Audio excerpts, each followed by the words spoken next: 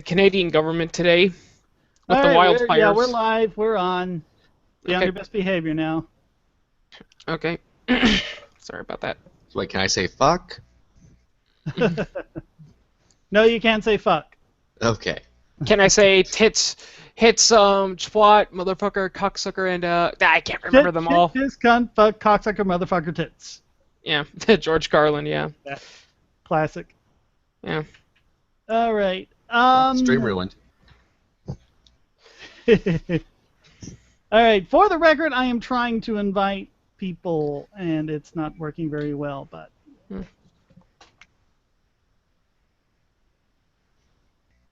you guys can go ahead and talk while I try to see if I can get the patrons in here. Okay, Chris, tell us what's wrong with Canada.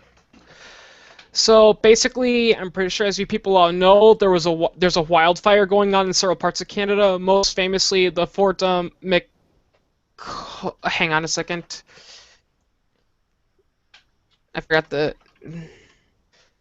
Fort McMurray fire, and the BS is that Canadian Prime Minister Trudeau, he's not really doing anything about it because his bureaucracy is getting in the way. And what's even to add more insult to injury, the United States, Russia, and Mexico, and many others have offered support, including offering to sell him firefighting vehicles, and he's declined them, saying that it'd take too long to get here and they wouldn't be of any use. Even though this fire is really massive, it's raging out of control, and the local authorities cannot handle it. Yeah. Well, it is the current year. You can't wait for those vehicles until the next year. Yeah, but it just goes to show, Trudeau's doing a lot of stupid stuff in Canada too. Like, I think he recently increased their taxes, so...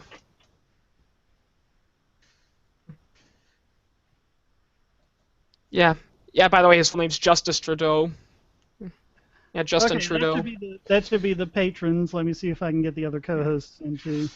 So, yeah, and again, it just goes to show you that, how people think that Canada's, the all-perfect place that America should copy. It ain't. Yeah, hopefully he'll get ousted next election. Do Canadians have elections? They have elections, yeah. They have federal elections. But there are people calling for his impeachment. They want him out of the political process, not just for the taxes, but also the way he's handling the wildfire. I like a vote of no confidence. How long are you on there doing that? Okay, that should be the co-hosts invited as well, and Ibrahim from the forum hopefully will be joining us. He's finally agreed to be a co-host. I've been trying to get him on for a while. I haven't worked it out for him to actually get on the podcast yet, but he's on. Hopefully he'll be joining with us, and we'll be able to talk to him. He's kind of our go-to guy for all the goings-on in the Middle East, and he can tell you about all the different players there. And, oh, cool. Oh, really? Where's he from? I'm trying to remember. I want to say Jordan, but maybe that's not right. All we need now is teal deer. Now. All we need now is teal deer and naked ape. Trying to find an in with the teal deer and Sargon crowd and that guy T and all those, and I can't quite get in with them. Even though Sargon doesn't really consider himself a libertarian, but That's okay. I don't consider him a libertarian either. A lot of the things he says are just so good at being a defense of libertarianism. Yeah. I think deep down inside he is a libertarian. He just doesn't like the labeling thing and all that. So. Well, and I mean, he is in favor of things like the NHS and minimum wage and stuff like that. Yeah. Even though recently the NHS really screwed over some British doctors. Mm-hmm. Yeah. But as long as you have the other party you can point to and blame for it. Yeah. Yeah. And if you have public schools tell you that government takes care of everyone. Yeah.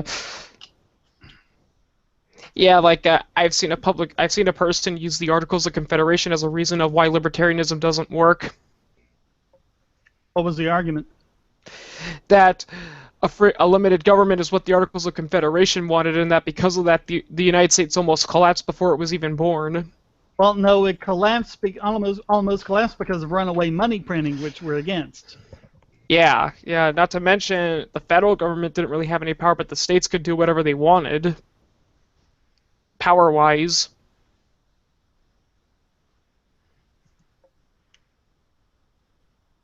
All right, I'm going to go see if I can kick some asses to get them in here. Okay, Charles is going to join later. Travis says he's busy and can't join in. Don't know about Dave or anyone else. He might be walking. I that's only like to true. do that.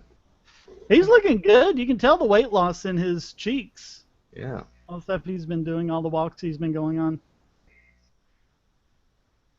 It's amazing how much you can do just by getting up and getting moving around. Oh, we got a message. Someone is bleeping me. Okay, it's Ibrahim. He says, waiting on the installation of that weird Hangout plugin. Oh yes, technology. Man, savior and bane. I was wondering what would break first. Your body or your spirit? All right, I don't think we're doing such a good job so far keeping people's interests. Yeah, I know, it's doesn't help the fact that I gotta keep it down a little. Well, I think the new guy is going to be coming in pretty soon. Yeah. I'll get the alcohol and the paddle ready. Well, I could talk about how much Microsoft sucks if y'all want. Do Sure. it. What did they... Oh, Well, man. I've got a client, small business, about 8 people, and they've been pretty much kind of doing it piecemeal, and they're thinking, we ought to get all of our stuff kind of together, get all our ducks in a row. So they wanted to set up Exchange. And so I figured the best thing to do is just get them, because Exchange has the online. That's a lot easier than actually setting up an Exchange server and getting them all moved over to that. And then they just all use Outlook and connect to it, and everything's fine, right? Well, say what you like about Apple. With Apple, as long as you stay in their ecosystem, everything just works. It doesn't work with anything else, but as long as you stay with an Apple, it works. Microsoft doesn't even work with Microsoft. I had a time these last couple of days trying to get Outlook to talk to Exchange. Wow. Go figure. It ended up me having to talk with a support person over the phone, which that's desperation when you're doing that. But Did he have a funny Indian accent? no, she was actually nice. She was from the Philippines, and That's usually where they are. Philippines, India, or Taiwan. But she was nice. I never go everyone I talk about with an accent like that is just so super nice and trying their best to be helpful. And I gave her 5 stars. She was great. Yeah. But she told me what to do, and what to do A makes no sense, and B is not in the documentation anywhere. What you have to do is you have to close out of Outlook, and then you have to go into the control panel and use the mail control panel to set up the email. And when you do that, you have to go and create a new profile and put the email stuff in the new profile. And then when you do that, Outlook comes up and it just works. But, I mean... Microsoft. We finally fixed it. In the process, we created 12 more problems. Yeah. Yeah, it's... Microsoft and Apple, they used to be so good, but then they became government-backed monopolies. Now they don't care anymore. Well, like I said, at least Apple works well with itself. Yeah. Apple's got a good ecosystem that if you want to work with that, if you want to use iPads and iPhones and Mac OS X, and you just want it all to just happen, that would work. By the way, Shane, Robot Killian's kicking in again. Oh yeah. You believe the graphics card in an Apple product? It hisses. Yeah, the Oculus Rift people said that they will come out with a version of Oculus Rift for Mac OS X when Apple actually builds a halfway decent computer. For those who don't speak robot, he's saying Oculus will come out will come out with Rift support when Apple makes a decent computer. Yeah.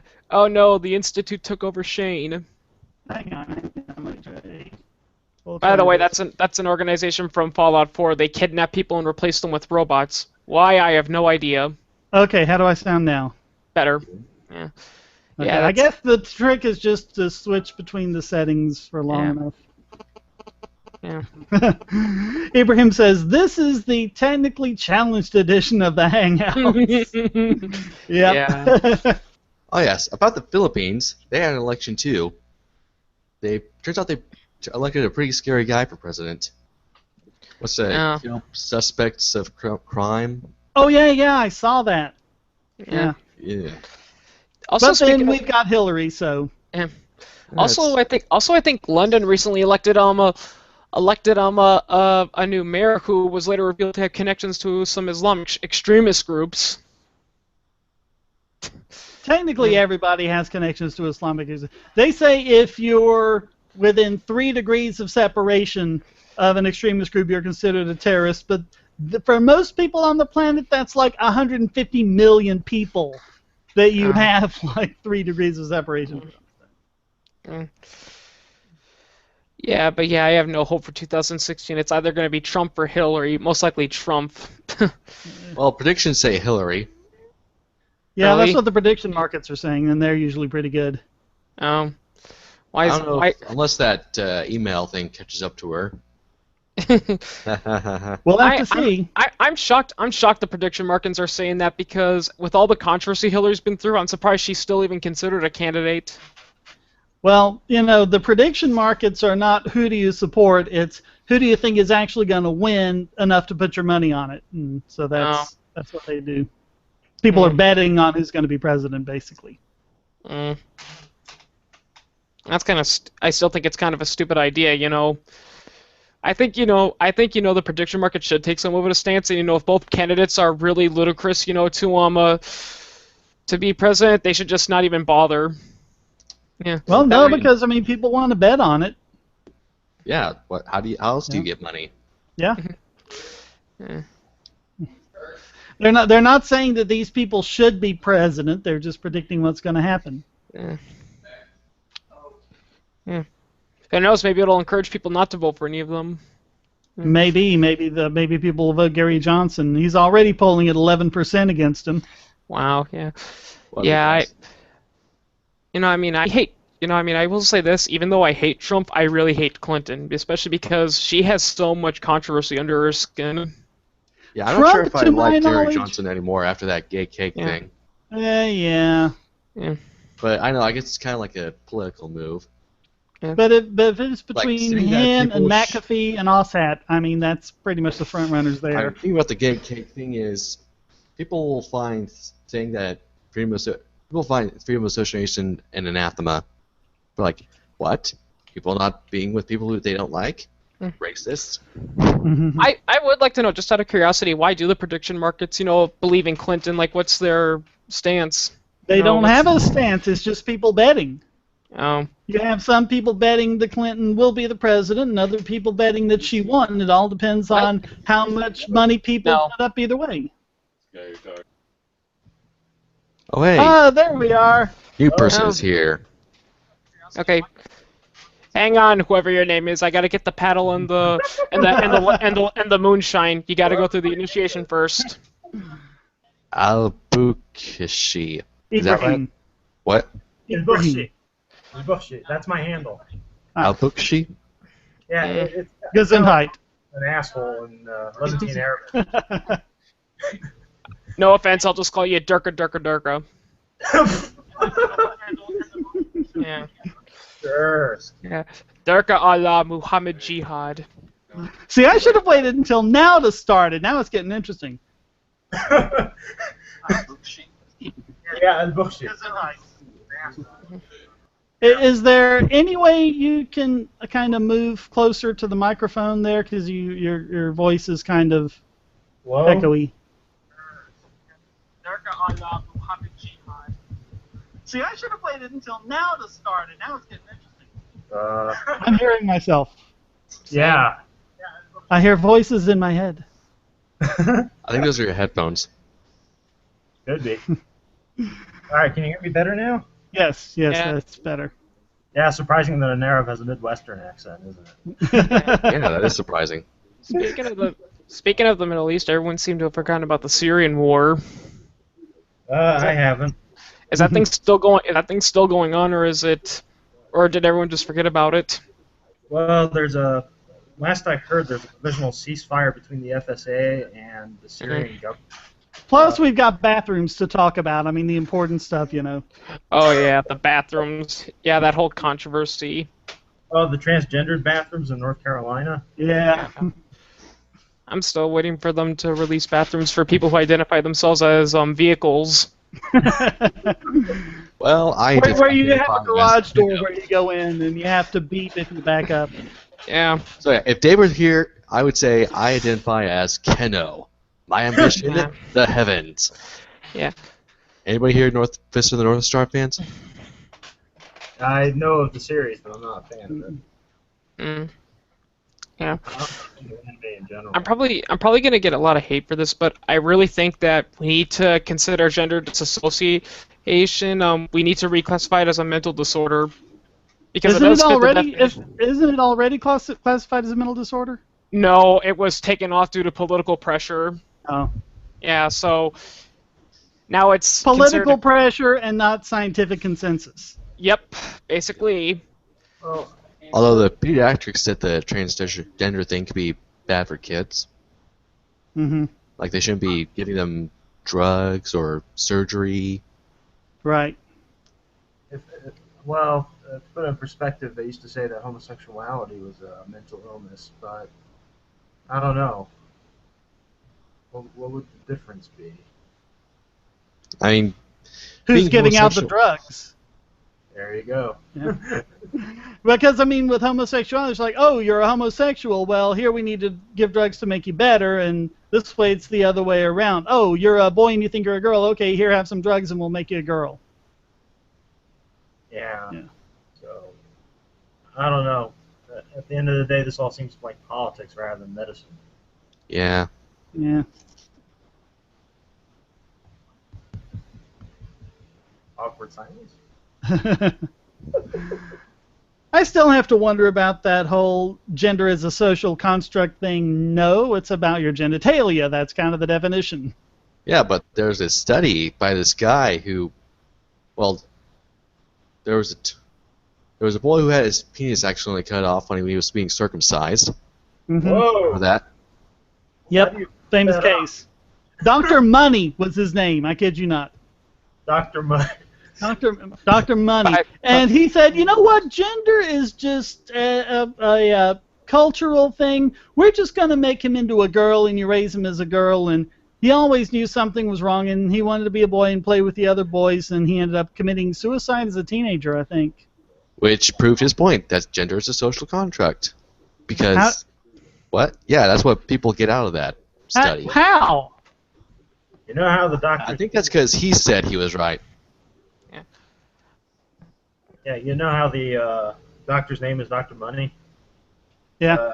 I think it's pretty fitting because he's certainly going to make whoever's going to sue him over this a lot of money. Yeah, I can kind of see your comments up on the pop-up window. Let me see. Yeah, okay. Yeah. They actually did discover a drug that can help people not cross-dress. I mean, I don't know why they would need that. I don't know. I want to put on pantyhose, and there's a drug I can take to make me not put on the pantyhose. I don't get it. Or a kilt. Yeah, I think That's my thing. That's my thing. Why does it have to mean you're a girl? Why can't you just be a boy in pantyhose? Why can't? Yeah, if anything's cultural, it's that. Yeah, that's the cultural part. I mean, pink used to be a boy color too. Yep. And high heels were for men originally. Yeah, so they could stand in the saddle and shoot a bow. Yeah, the Persians came up with it. Yeah. It removes the urges. Sort of like what they did to Alan Turing, I guess. Who? Now, you know who Alan Turing was? The guy who broke the Enigma code, the father of artificial yeah, that. intelligence. Yeah. Yeah. And he was a homosexual. He was prosecuted under the same law that they prosecuted Oscar Wilde, I believe it was. And they sentenced him to chemical castration, and I forget how much later it was, but I don't think it was too much later that he killed himself. Did Turing also come up with the 3 laws of robotics? No, that was Asimov. Oh, right. Yeah.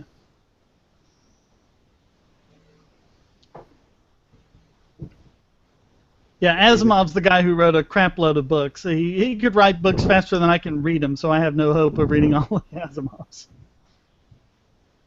That's something you can do with immortality. Try and read all of Asimov's complete works. Oh. That's interesting. I thought it was just a robots guy. Oh, it's all sorts of stuff. The Foundation series, stuff like that. Oh, Chris's comment. The David Raymer case is the reason why people should not support circumcision. Yeah. Is that the one who got his penis sliced off by... Yep. Yeah. And tried to get turned into a girl. Yep. And they couldn't turn him into a girl because guess what? He was a boy. Amazing how that works. It's almost as if biology is a thing. Oh, so he committed suicide in his late 30s. Okay, I was thinking it was like as a teenager, but I guess it was later. But yeah. That's... Yeah. How about just don't circumcise kids? Why is that such a controversy? Well, where I'm from, they take pride in it. They what? They take pride in it. Ah. It separates the civilized from the uncivilized. Yeah, long story there. You know how in the Bible, for example, they got Saul killing himself because he doesn't want to fall into the hands of the uncircumcised? Yeah. So I guess your side is the uncircumcised side? what? So I guess the Islamic people not circumcised? They don't do that? No, they do generally circumcise. That's what I'm saying.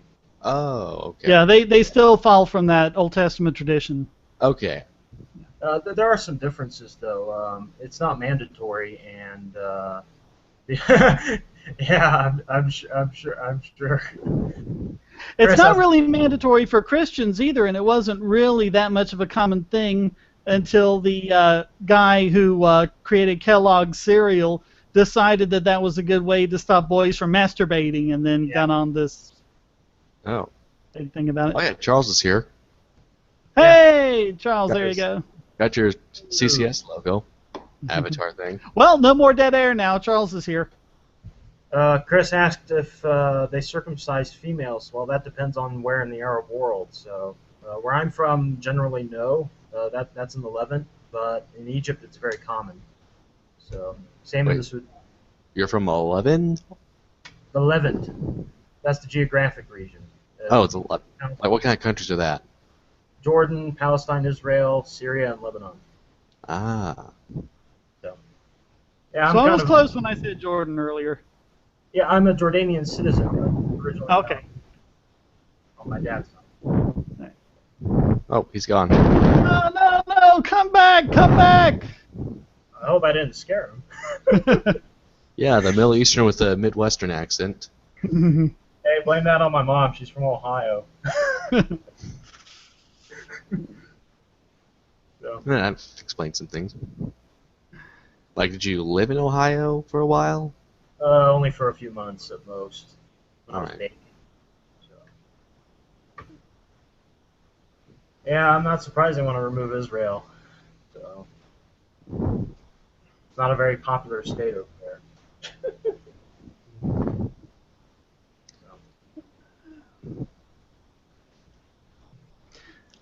Yeah, but I mean, it's interesting because a lot of people are painting, the Muslim world with a broad brush, like they all want to cut little girls' genitalias, marry them off at age 9, and stone them for adultery. And in reality, there's quite a diversity there. There is, but the fact is that the place is still, compared to the West, kind of backwards. So, well, that's with what Chris said, it's true, but it's a little late to reverse that now, is it? Well, I mean, that's pretty much all of it. I think we've talked about Iran before, about how it was our coup in 1953 that kind of messed things Hello. up there. Hey, Hello! Charles is back. Hey. I just had to eat some dinner, but I made a couple of minutes ago. So it was like, oh crap, the thing is on. I'm like, crap, dinner was being like, oh man, just the steak was in the oven, so it took me a while. So yeah. So anyway, how y'all doing today? Doing all right. How are We're you? doing good. Well, I just got passed through my finals. I'm in a good place, and I'm getting a new computer. So yeah, go me.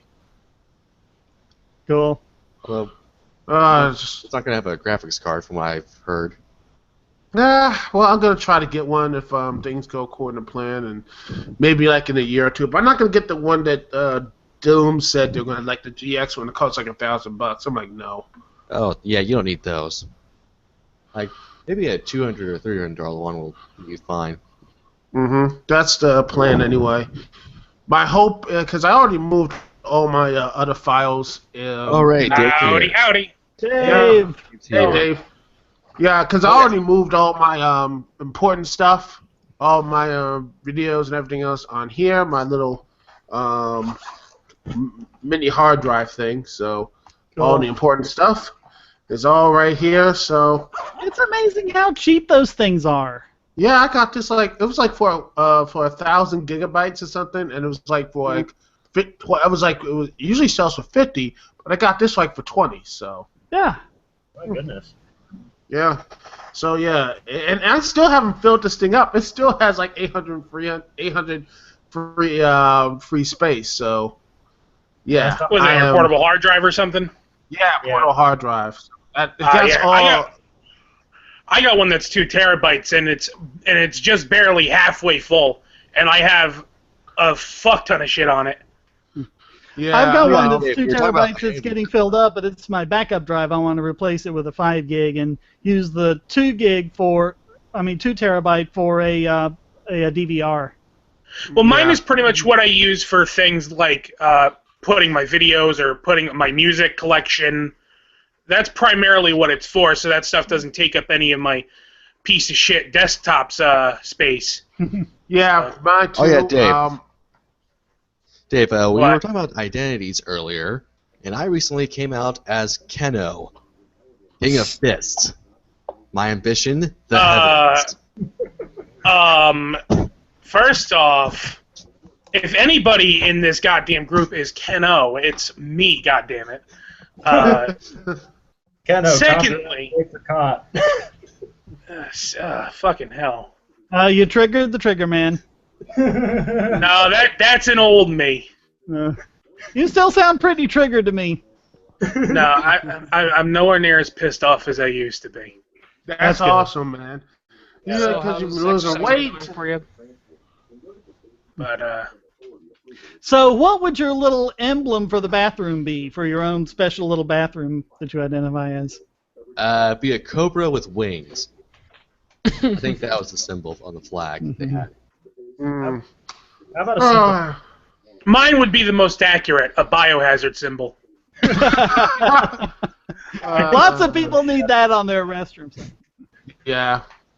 Well, I'm just hopefully things are not going to get too crazy and everything else. It's now basically, I know, what's funny about what everything's going on nowadays in politics. It's amazing that people already are saying right now that if you don't want to vote for, like, say, Hillary Clinton, it's like you're the racist. I'm like, it's already starting now, and it's just amazing.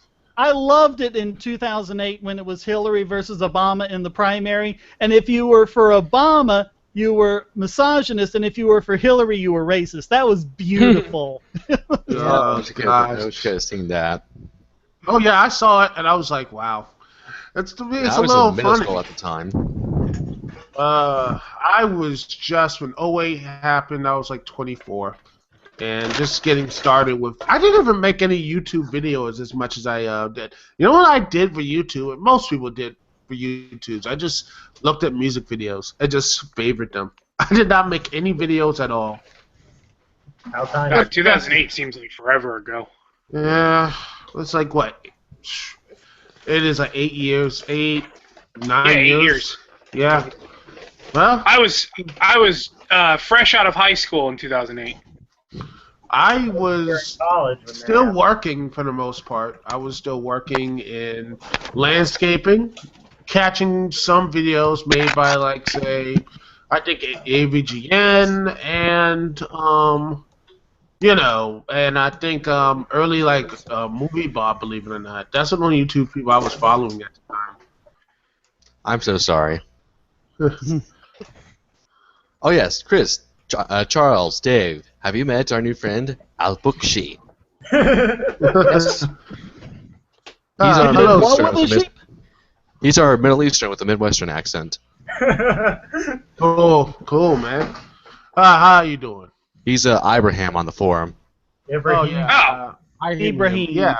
Yes. Man. I have been. By the way, if you notice, I'm just really just if I sound a little bit nervous because I'm still waiting, like, see if my video review is not getting taken down yet because because I'm just like hopefully can make it past the next couple weeks and everything. And just like Was make it it past 2 weeks. It's was not on it a- YouTube. Was it a DMCA or was it their automatic content thing? I forget what it's called. No. It was not. It was it's on Daily Motion. Daily Motion just takes it out with no type of it's if someone makes if somebody like says a claim on it, they don't fire, just delete the video. And and my other and the other thing is like Zipcast is not looking to be it's not working, so I gotta look and see.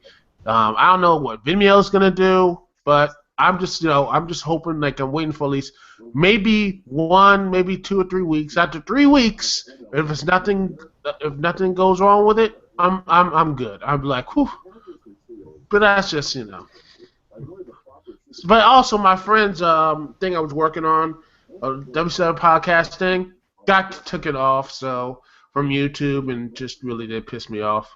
I just said, and I made this. I think Travis actually, Nick said he's actually gonna use this as a quote. He said right here, saying that I said, quote, of course not. Fair use means nothing until the DMCA is DOA.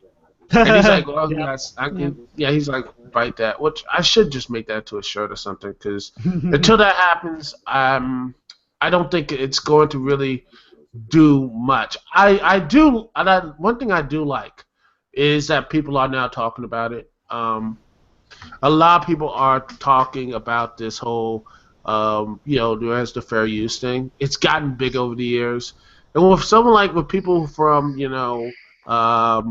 Doug Walker, I Have Team 4-Star, all these other big YouTubers are making us think about this.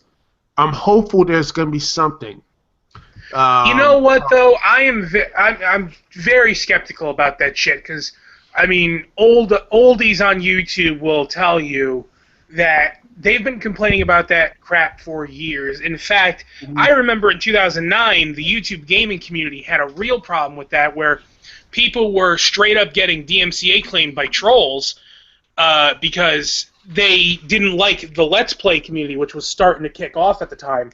And big channels, even back then, guys like Nintendo Capri Sun, Chugga Conroy, they were getting their channels, not just videos taken down, but their channels outright just gone.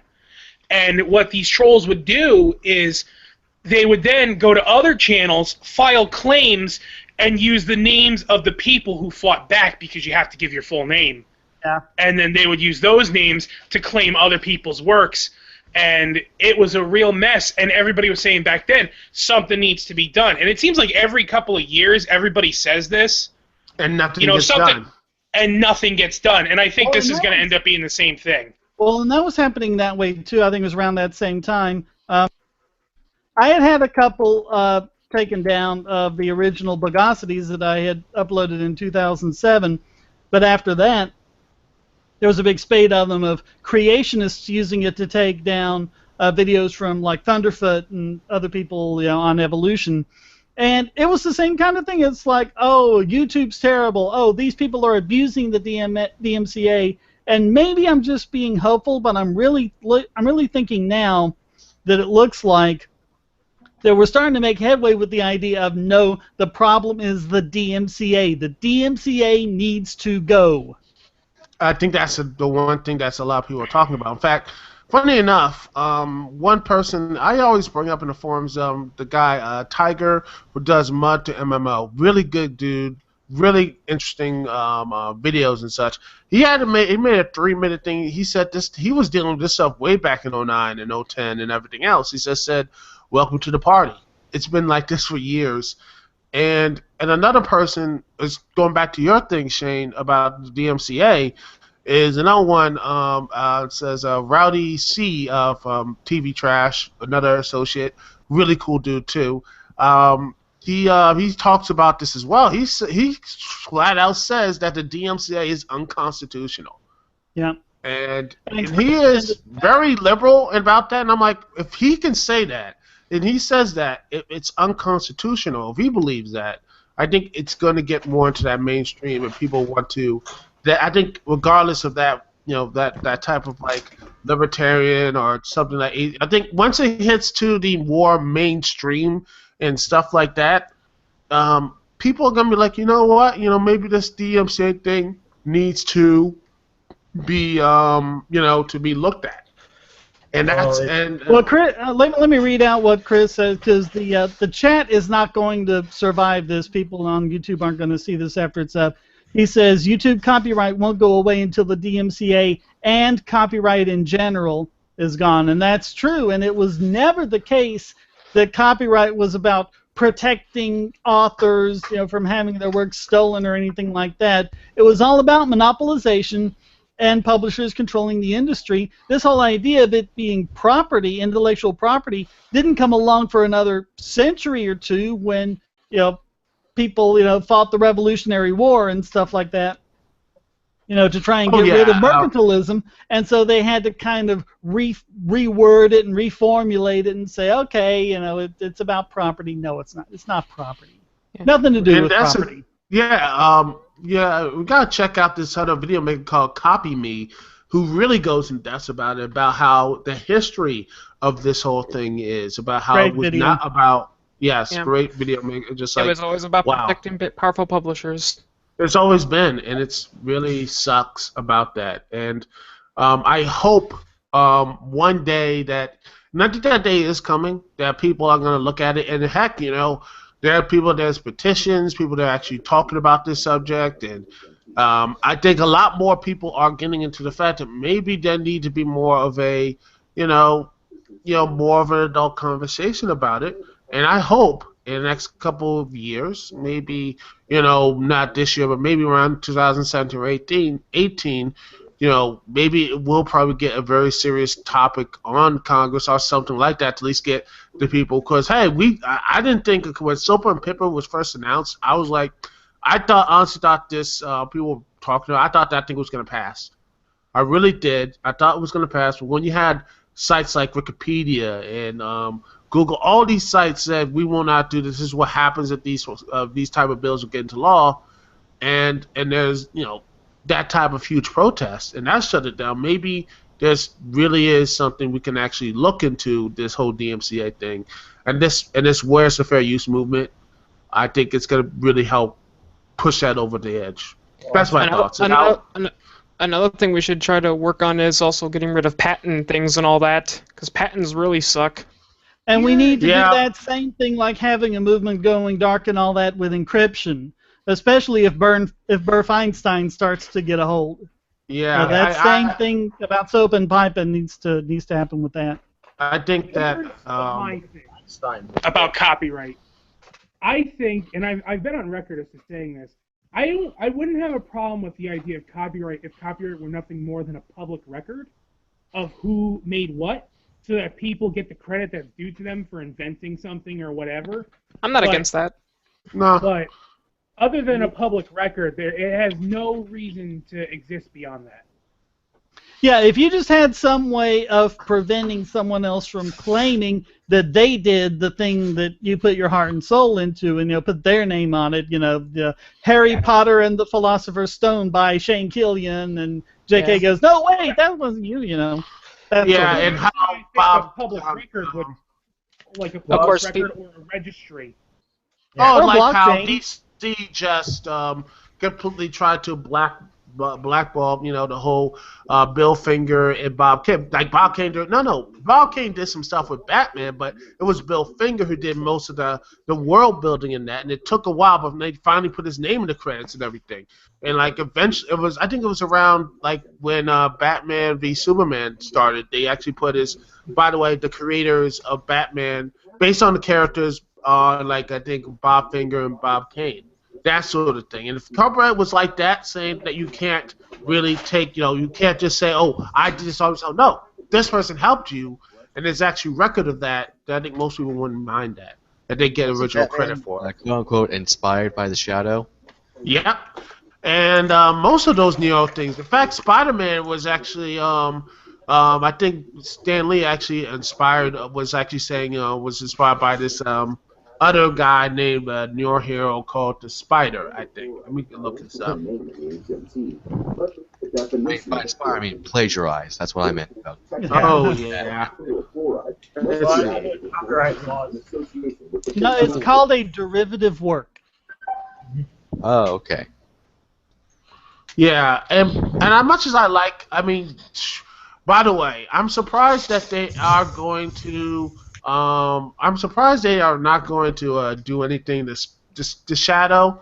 I'm surprised there's never been any type of big video game or movie and stuff like that. I mean, Noir is coming back slowly, thanks to the shows I believe through Netflix, Daredevil, yeah, and Jessica Jones. I'm surprised no one's actually saying let's make like in these streaming sites. In fact, what about the I think there it was was a 90s 11, movies for the Shadow. Yeah, I heard that was actually pretty good. But what about it was a Stephen King story starring James Franco. It was like 1163. It was about the JFK shooting. It's about time travel. I heard that has a really good noir look to it. It's over to Amazon Prime. And I'm like, if there's gonna be a noir kick, I think something like The Shadow could really be. I think he could make bank in this time. I think he could. In fact, there was something in Fallout 4, the Silver Shroud, right? Over Yeah, he's based Bethesda. on the Shadow too. Yeah. Wouldn't know. I never played it. I You never hopefully see much. Yeah, I'll wait till the whole DLC's packs come in for it. But I think if Bethesda would make a Shadow video game, I think it would make bank. Call me Just cynical. saying. Yeah, call me I'm cynical. still waiting on the next Elder Scrolls game, the legitimate Elder Scrolls game. Keep waiting. Like Elder Scrolls Online. Fuck It's off. he actually called this Richard Wensworth, aka the Spider, says it was a pulp magazine character. He was actually inspired by it. It was a hero pulp character. Very interesting. I might have to look that up. I think it would depend on how much he took from it. I mean, if it's just a human with spider-like abilities, that's not really something you can lay a claim to. I don't know. It was just basically. I think the Spider was just a man in a mask. I don't think pretty much. Well, It was American pulp. I was gonna say, I mean, if you're gonna go that route, then DC and Marvel have basically the right to sue each other for half their library of characters. Red Tornado and Vision, anyone? How about Namor the Submariner and Aquaman, Oh, or Captain Marvel and Shazam. well, yeah. That to me really is. Or so bad. Rorschach and whoever the face. No, wait, that's not it. Quicksilver and the Flash. Deathstrike versus Deadpool. Sort of. Deathstroke. Yeah. Or Oh, Deathstroke. I gotta go right now. Well, Deadpool Alright, was take care, Deadpool was Bye. Deadpool would be a different case because Deadpool was a parody of Deathstroke. Yeah. So. True. like an Yeah. open parody of Deathstroke to begin with. So Yeah. But also, funny enough about the interesting about these creative histories. The one thing I really would like more of to see is more type noir stuff come back because it is to me just a very lost type of storytelling. I mean, I like the stuff now, but I think there's some really good type of hard basic noir story, and there's an audience for it.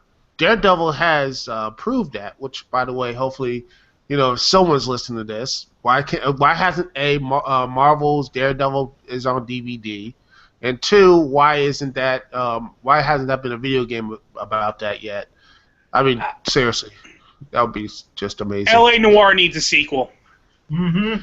L.A. Noire needs a sequel. It's not going to happen because the story basically sets it up to not have a sequel, but even if they set it in a completely different area with different characters, a sequel to that game would be pretty fantastic. I think it'll be very interesting. Shoot, I'll be. I love spending so much time doing these cases and like looking at all these clues and all these type of things. My only problem with L.A. Noire, and this is going to be spoiler heavy, so if you've never played the game or seen the game and you don't want spoilers, pause or turn away. But there's a scene in the game where your character, whose name I already forgot, but Phelps. Phelps. He's in the I forget if he's in either the drug unit already or he's in the arson unit, but Vice or arson. He's in the he's solving a case, and it turns out he had an affair with the jazz singer. Yeah. That entire scene was stupid because throughout the entire game up to that point, he was a goddamn Boy Scout. Could do no wrong, was pure good, and then suddenly, had an affair with a drug-addicted jazz singer. And the only reason they did that, was to further the story, to have him be out of the way for a minute so that the bad guys could continue to do their corrupt bullshit. I think also that's... so that we can see Zach Kelso. Yeah. That was the one shit stain on an otherwise damn near perfect story. Mm-hmm. Yes. Oh, man. It's amazing, just sitting... but I'm sorry. I like the story, man. I'm just looking at... on Twitter for a second, it's the metro around my way is like there's like all of them are shutting down. Like in some places are shutting down, some are like opening again. And more often not, my metro system, the WMATA is terrible. It's full of the whole commission doesn't even ride the system. They don't even know what and they actually I remember this. It's something really interesting. There's actually news about the stations. They had to be shut down for like a couple months because they're not up to snuff. And yet the majority of the board is like, no, let's run it anyway. And then when the crew, some people need to inspect it. They said this system is. His system is way past due. It's not safe for anyone. They had to do like these fire tests when there were passengers in it. It basically was a huge indictment against the entire Metro board, saying how they are just completely incompetent. And I sit there and I'm like, why are they still here? But they're not fired. They're not fired. They don't have any type of comeuppance to them. And I'm like. It's kind of funny you brought that up because a couple years ago, my hometown, West Haven, Connecticut, just built a train station, and normally these are huge-ass boondoggles, and they end up going to shit, but somehow this one managed to not just survive, but thrive. I don't know how the hell they did it, if it was some kind of voodoo or black magic, because that's pretty much the only way government gets anything done right. But Seriously, it gets so many people all the time. There's always cars there. I think what it is we live right next to a lot of metropolitan areas where parking is pretty much non-existent. So it makes sense to take the train. Mm-hmm. But yeah, and it does. I mean, it does work on some days. That's the thing. Some days it works, some days it doesn't. I remember when I was working on my landscaping gig, I had to go up to the place to work at and everything else.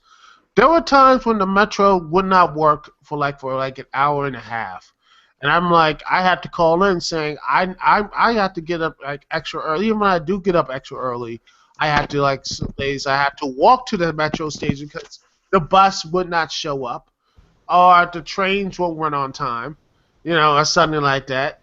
I had to call a cab, which cost like $20-$30. This is before Uber and everything. People say Uber is terrible and horrible.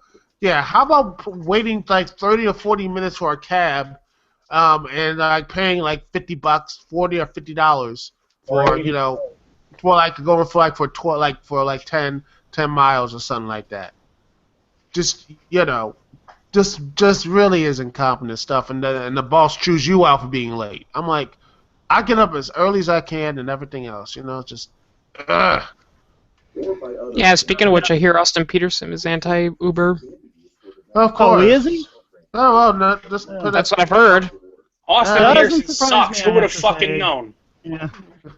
Yeah, and you know what? It's just why is it just official put Gary Johnson there and just because he is breaking pretty high. A lot of people are, I mean, in this serious thing, like he gets 11%, 12% in some places, and I'm like, Austin Peterson is out for Austin Peterson. That's just all there is to it. Yeah. Let's see. I just want to Let's just see. want to know who's the idiot in the LP that gave him a nomination. I think it We haven't says. had the nomination yet. He's just running for the nomination. I think it speaks volumes when you're a third-party candidate and yet you're probably just in general the biggest douchebag than any other candidate. I mean, he makes Trump seem to be nice. That's amazing. Yeah, Austin Peterson. Listen, if you out-douche Trump, there is definitely something wrong. Oh, Yes, and here's the thing, right here in the Washington Times, it says polls show Gary Johnson in double digits in the three-way right. Yeah, he's in double digits. 11%. Yeah, I think he could. I just want to see him put him on that stage. What type of? Race was Ross Perot. Yeah. Is that enough to get him on the stage? 15%, and it's the wrong kind of poll for that.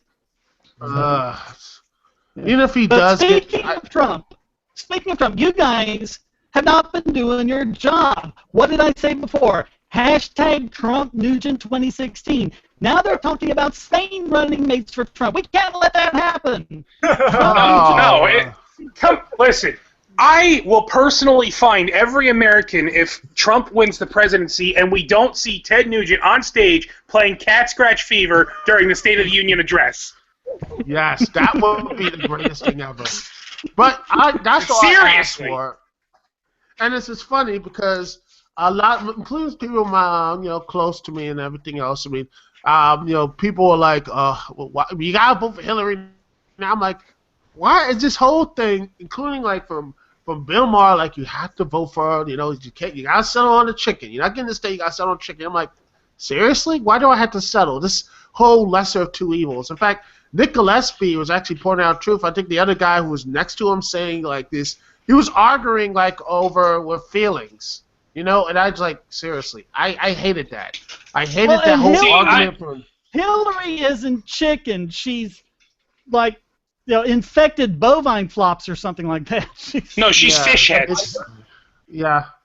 He's a viper. Is she Pretty much. roly-poly fish heads? She's the wicked witch. She's the wicked witch of the South, if they have one. Yeah. Yeah. It's this whole the whole thing. I'm like, I was like, really? I could not deal with that. It's like, well, you got. I'm like, this is the mindset that has gotten us on this crappy road.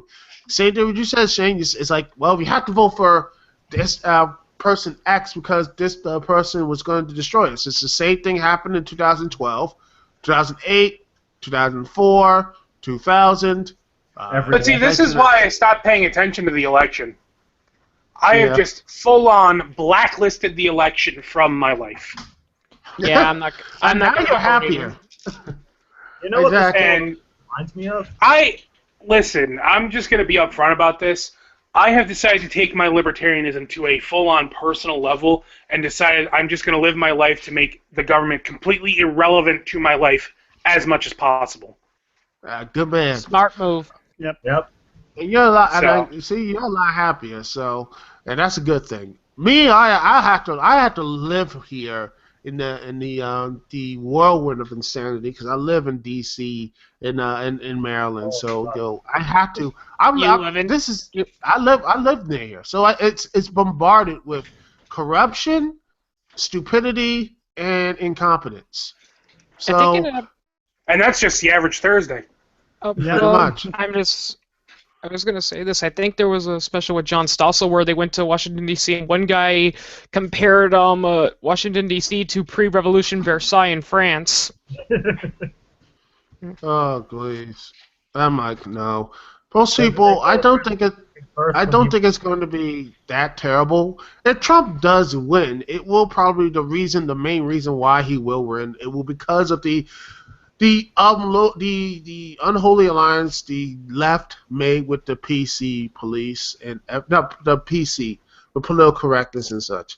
They made their deal back in the 90s, and now it is, like NAFTA and everything else, it has come back in this grotesque form, and people have realized and everything like that. They ignore the facts. It is the feelings over facts generation, and now it's coming home to roost. You see it recently, even in stuff that's not really important. Like, for example, the new Ghostbusters trailer. If you like it, you're a racist because you'll see how one of the black characters are portrayed. If you don't like it, you're a sexist. It's like you can't win either side. I mean, that's what confused me about the casting, because originally Ghostbusters was written for Bill Murray, John Belushi, and Dan Aykroyd. John Belushi died, so Harold Ramis came in. And so then those were the three scientist characters. And then they added in a fourth character, and Ernie Hudson was just the guy they cast, because the guy they cast, and it just kind of happened to be that the only non-science character was the only black character. But this time, it was a deliberate decision. Yeah. It was the reason why they actually had a huge backstory for him. They said they were going to have him be like special forces, military guy. Well, the main reason for him was because the other three were skeptics, and so you needed someone who wasn't a skeptic to come in and point out that what was happening was what was predicted in the Book of Revelation. Yeah. And it's funny.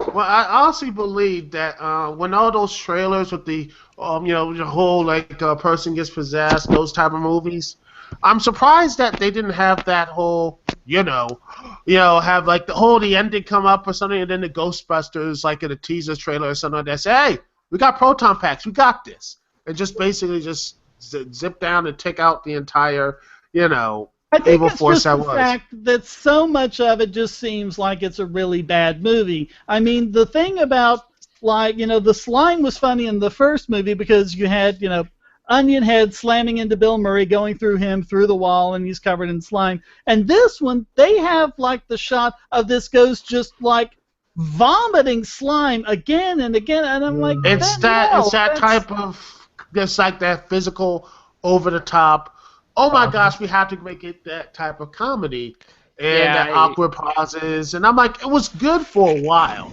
I mean, I understand that type of comedy works, and if you like that type of comedy, I think that can be hilarious to you, but I think it's just, it doesn't fit well. I wish this film all the best, because I would think Ghostbusters is still relevant enough. I mean, heck, the video game was recent. I mean, it's to me one of the best games out there. I still play it. It's very fun. Oh, Ghostbusters is still quite relevant because all the DVDs and stuff still sell really well. and all the merchandise. And it's a very libertarian movie if you pay attention to it. Yeah. Oh yeah. Mm-hmm. By the way, guys, I know another movie that you can't criticize without being called a misogynist. Warning, this is spoilers. The new Star Wars movie, because the main female character, she is such a Mary Sue. Dan's not here, is he? Dan is not here? No, he's not. No. Okay. I just wanted to make sure, we didn't need to go into all that. He's a big Star Wars fan, but yeah, my the main big problem with the latest Star Wars movie is it was the first Star Wars movie. Am I right? Yeah. The Empire is building up the big thing, but it has this weak spot, so we need this hotshot new Jedi pilot to come take it. And by the way, story. And there was no Y-wings or anything else. Like, did the Rebel Alliance just said they had like a house sale or something to just sell all their ships and just had X-wings left? I like the X-wing. I think the X-wing's a good ship. But it's like, come on, you got other stuff there. To be fair, while it may be the same concept overall as the fourth movie in the timeline, I mean, at least it wasn't Phantom Menace. That's true. But I am looking very interested for Rogue One, just for the walking AT-ATs, the scale, which they look like these giant tanks, which that is like, I wish that's something that, like, holy crap, if that was there in real life or something, you're like, holy crap, how are you going to fight something like that? I also can't forgive Disney for canceling the original expanded universe, because there were some great stories in that one. Yeah. But, I don't know how to... But getting back to the Mary Sue thing, I'm like, you see that meme they post around about all the similarities between her and Luke Skywalker. Oh, but she's the Mary Sue and he isn't. None of those things have anything to do with whether or not you're a Mary Sue. I mean, she's just able to do things, whereas Luke Skywalker screws up and screws up and screws up again, has to be rescued by everyone, and he or she half rescues herself. Luke Skywalker has to be rescued by friggin' R2-D2, for crying out loud. Yeah, he was shown to be flawed, and by the end of the film, Return of the Jedi, which I think I got more appreciative look, because he wanted to save his dad. He didn't want to just go and kill and do this type of stuff. He wanted to bring, like, you know what? Let me bring my dad back to the Force. Everyone said I can't do it. I am going to do it, and he did.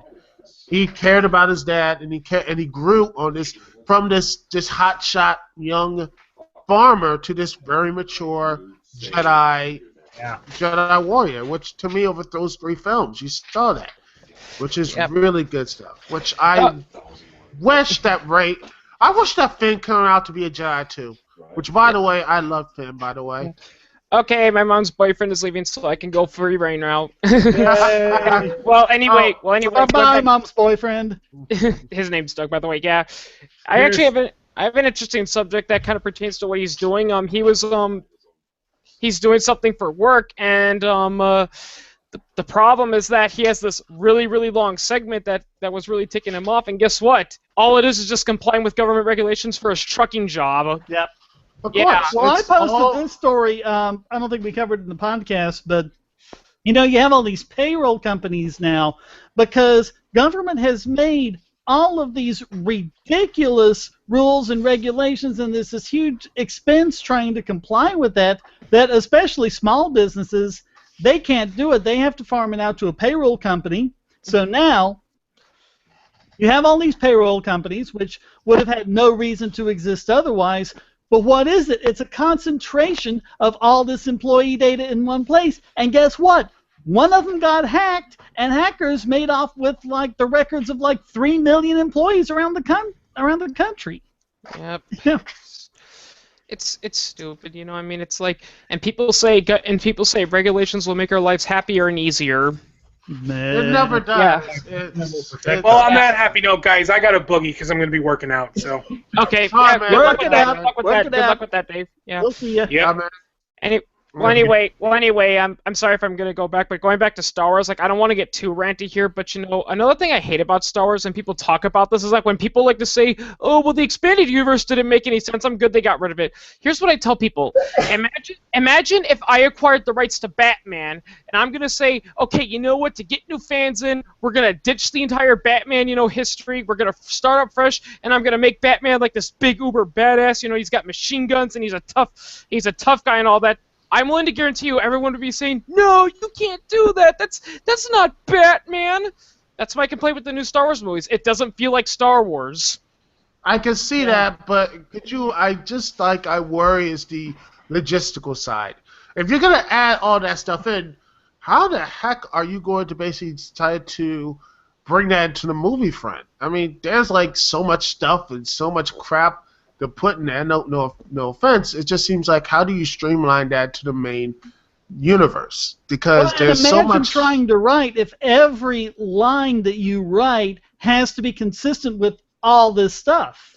I got an idea. Don't make a movie beyond episode 6. Or I like how one person said, you don't have to continue from where the original series left off. Why not just take it like 100, 200 years after the original series and start something new? Or go back to the Old Republic. They had so many options, and the one option they turned to was the lazy way out. They just said, screw it. We're going to make our own rules. This is where the latest Star Trek movies, for all their flaws, this is what they got right. Was they went back and they said, okay, timey-wimey stuff happened. Now we're down a different timeline. Now they get to tell their own stories from scratch. They don't have to worry about staying consistent with all the other series. They don't have to worry about are the books canon and stuff like that. They just went a different way. I just say it's a different universe. That other universe still exists. Yeah, but again, as I pointed out, Disney didn't do that. They had plenty of options they could have done, and instead they just took the easy way out, which is the lazy way out, which is where let's just get rid of everything and then re-edit everything so it appeals to the lowest common denominator, which never works. And then we make episode 4. Yeah. And they're making Rogue One, which also looks like a really bad one because already they advertise the main character and she's a female, and it sounds like she's a total Mary Sue, by the way, too. But I always worry because there was some annoying stuff in Troy, that stupid alarm thing, which they're trying to do like the same thing like Prometheus. That really turned me off from that movie because I'm like, seriously, that was annoying. But I did like the scale. A wizard did it. But you like the scale when the AT-ATs came in? It was like this, like way it looked like it was like very menacing. Which, as much as I like Empire Strikes Back, they didn't really look menacing as much as they did, like because they just look like nowadays like giant toys and such. And now they look like take them down by flying around them with a cable. Again, I'm gonna say it. I'm gonna say this, people keep on saying you just hate Mary, Reiki and Mary Sue. Look, there are really good, strong female characters out there. The problem is that, like I said, is that people seem to think that in order for a woman to be like that, she has to be, completely perfect. She can't do anything wrong. I mean, let's compare it to another strong female character, Elaine Ripley from the original Alien. She had flaws, and not to mention, she wasn't even the focus of the film. In fact, throughout the entire film, she doesn't feel like the main protagonist. She just feels like that unlucky person that's left to be alive and has to confront the alien on her own. Yeah, but I mean, this is what Joe Straczynski, the creator of Babylon 5, everyone asks, how do you write strong female characters? How do you write strong female characters? Because no one knows how to write strong female characters. And his response was, you don't. You write strong characters. Exactly. Yeah, exactly. Yep. You're trying to make her... Yep, you're trying to make her. Well, how do we make her like a strong woman? Don't make her a strong woman. Just make her seem like a character. Yeah. That's what I like about That's why I love female characters like Lara Croft and Elaine Ripley and all that, because they're not there because they're women. They feel just like characters. I mean, heck, in the Tomb Raider games, especially the earlier ones, the characters and all that don't even really acknowledge that Lara Croft's a woman. They just treat her like a rival, archaeologist and all that. But you know what I really do? You can have that same type of thing of strong female characters or strong male characters. They already have that. Disney already did with Frozen. I think they did pretty good stuff with Frozen. You have Gravity. Yeah. I think that was a really good movie, I'm really, which I yeah, watched. I really liked that. if Disney wasn't cremated, like if he had a grave, he'd be rolling in it. Like if he could see back and see what Bob Iger and all the others did to his company, he's like, guys, what did you do? What'd you do? I mean, he did. You know? I think he probably more pissed off that the one thing he really wanted was, I think, Epcot Center, which he wanted that future city. I think that was his main big thing. He wanted to make something like that. And well, I think that really does suck for him. I'm sorry, that but he wanted Well, I mean, if you're I don't- talking about Disney and Pixar is a Disney property, I mean, look what they did with The Incredibles about the husband and the wife are getting into a marital spat, and I mean he's like 7 times the size as she is, and she's completely toe to toe with him. I mean that's Yeah, Yeah. Yeah, but of course nowadays that's not cool anymore. Disney has to pull the PC stuff, and and I will say this: as for all the evils George Lucas did, Disney did everything 10 times worse, and that's what really pissed me off. Is because I wanted to give Disney a chance, especially after what they did with the Marvel movies. The Marvel movies are pretty good, but they totally fucked up with Star Wars. Well, Yeah. Marvel movies. Well, some are good. I mean, Some are Thor films, they're at least watchable. They're at least watchable. By the way, it is. I love yeah, Civil War, by the way. I still think it's hilarious about how Salon made fun of Captain America by saying, "Oh, they made him a douchey libertarian." I did not understand that article at all. Yeah. I haven't seen any of the Captain America movies, but judging by that article, she was basically saying they made him a libertarian by making him like a progressive, whereas he used to be, a proper leftist because, and all these things that were actually pretty libertarian. It's like she got it backwards. Yeah, and here's another funny thing is that in that same comment she's like, "Oh, so he's all for making a paramilitary group that has no oversight and all that." I'm like, lady, there's already a group called that. It's called the CIA. Exactly. They do stuff like that all the time. They give the orders from the drone strikes. They order the assassinations and the coup d'etats. And if they fuck up, who cares? Nobody knows. Nobody knows. Well, we want proof that you fucked up. Oh, we're not going to give it to you. It'll compromise national security. Yeah. And that's and then people. I think that's the one thing it's been shaking off recently, and I'm happy for it since the days of mass media and the internet and social media and such is the unmasking of that It's easy to whistleblow now. Speaking of which, there's still people out there saying, well, if Edward Snowden thinks that he's innocent, why doesn't he come back and get a fair trial? Because he won't get a fair trial. People who whistleblow or don't get a fair trial of their peers, they're taken into a small dark room. They don't have an effective lawyer. They can have a quote unquote legal consultant, but they can't have a lawyer. And basically, they're sitting there in front of a bunch of military guys, who aren't even real judges. They're just military officers that are That's not even with the judicial branch. It's only the executive branch. Yep. Yeah, It's like a few good men. I mean, that's actually a really good movie because it demonstrates just how powerful the military can be, because they do stuff like that in A Few Good Men all the time. They beat up new recruits. I have a couple of friends who are in the Army, and they do think that some of the PTSD does have to do with the fact that I think training is a little overly cruel. It's like, I understand you need to get the civilian out of them, but they go a little too far sometimes. That was back when Aaron Sorkin could actually write. Yeah. But the one thing I Charles, do love. continue? I'm sorry. Yeah, I'm sorry. I especially love that scene.